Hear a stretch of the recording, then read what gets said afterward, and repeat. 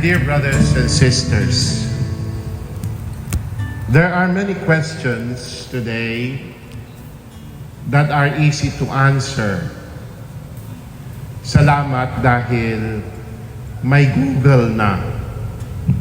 Para sa mga updated, dahil sa AI.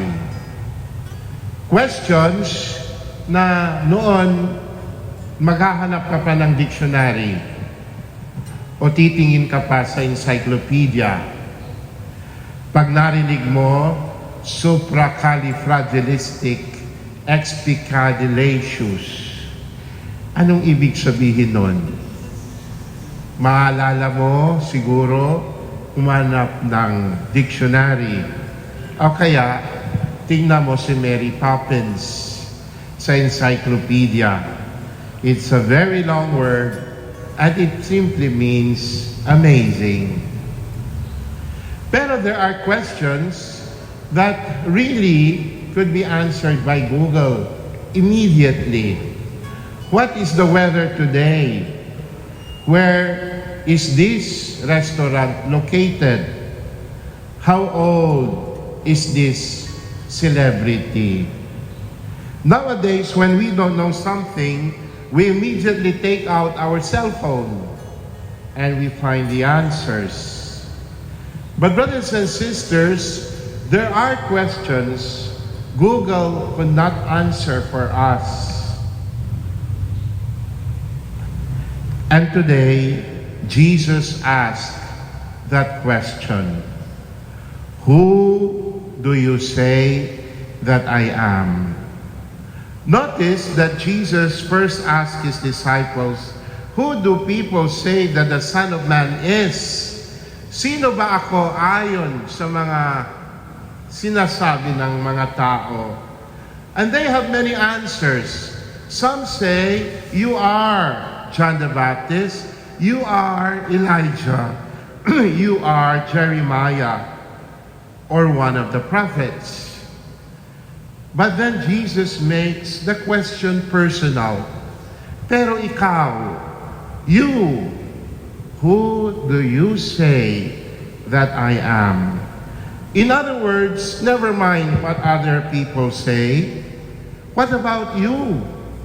Ikaw, sa puso mo, sa buhay mo, sino ako sa iyo? And Peter answers, you are the Christ, the Son of the living God. Ikaw ang Kristo, ang anak ng buhay na Diyos. Brothers and sisters, this answer of Peter can be reflected on in 3 points. First, faith must be personal. Faith must be personal. Many of us have been Catholics since birth, since childhood. We were baptized as babies. We learned our prayers. We received First Communion. We were confirmed, and we come to Mass. We know many things about Jesus, but knowing about Jesus is different from knowing Jesus. We can know the creed by heart and still not completely entrust our lives to Him. Jesus therefore asked each one of us, who am I to you? Not to your parents, not to your catechist, not to your wife or spouse, not to your parish priest. To you, ikaw, sa puso mo, sa buhay mo, sino ako? Is Jesus simply someone I remember on Sunday? Or is He truly the Lord of my life? Because our real answer is not only what we say with our lips, our answer is seen in the way we live. Ang sagot sa tanong, who am I to you?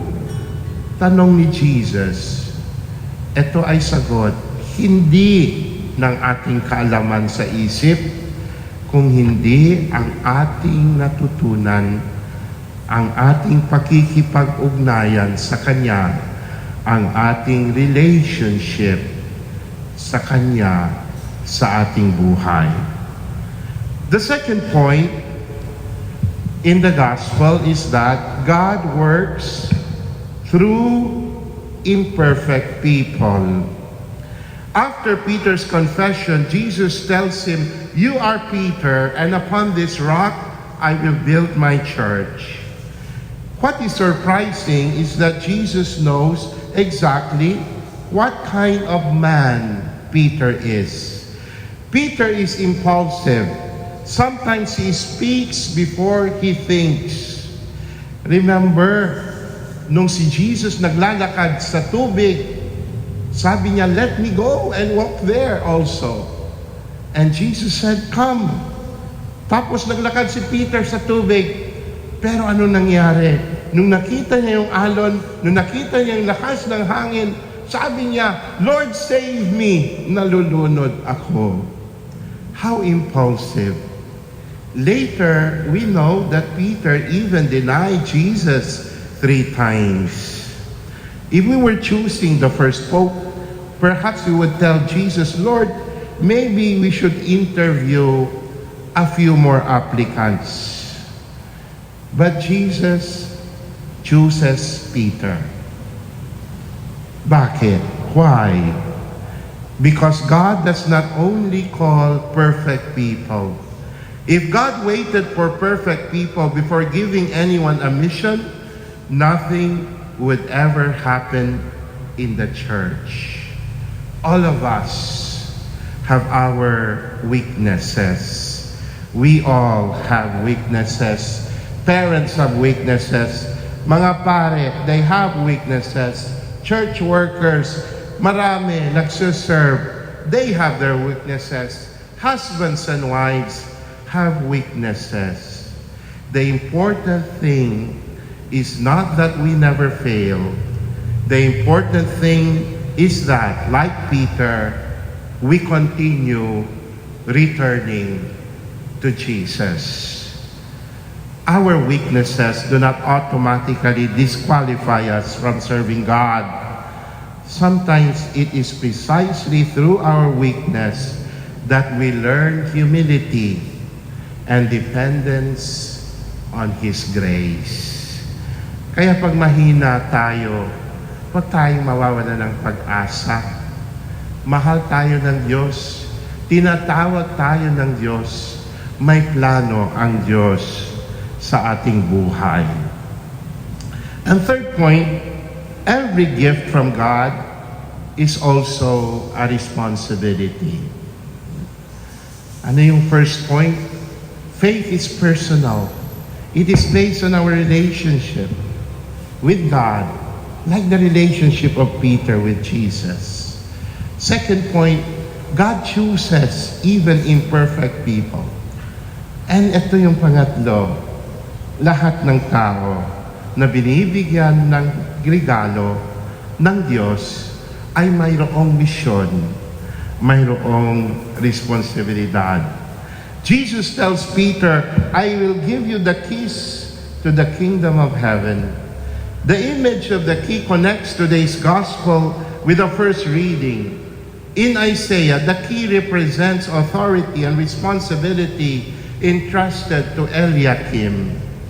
Jesus now gives Peter the keys. But the keys are not decorations. They represent a mission. And in different way, God also has given each of us keys. Parents have been given the keys to the formation of their children. Teachers have been entrusted with young minds. Public officials have been entrusted with the welfare of people. Priests have been entrusted with God's people. Even the gifts, talents, resources, and opportunities we have received are keys placed in our hands. The question is, what am I doing with the keys God has given me? Anong ginagawa ko sa mga susi na binigay ng Diyos sa akin?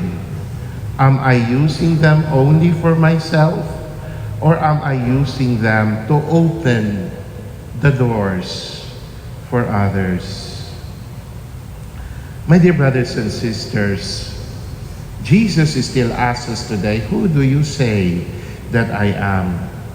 Peter answered truthfully, you are the Christ, the Son of the living God. But Peter would spend the rest of his life learning what those words meant. Ganon din tayo. So do we. Every Sunday we profess, I believe. But from Monday to Saturday, we have to live what we profess.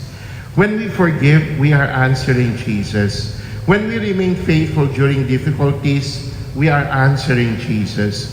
When we serve someone who needs us, we are answering Jesus. When we use the keys entrusted to us for the good of others, we are answering Jesus. And perhaps in the end, the best answer to the question, who do you say that I am, is not something we say. The answer, the best answer to the question, it will be the life, ang buhay natin that we have lived. Pag sinabi natin, you are the Christ, the Son of the living God, sana makita doon ang ating pananampalataya.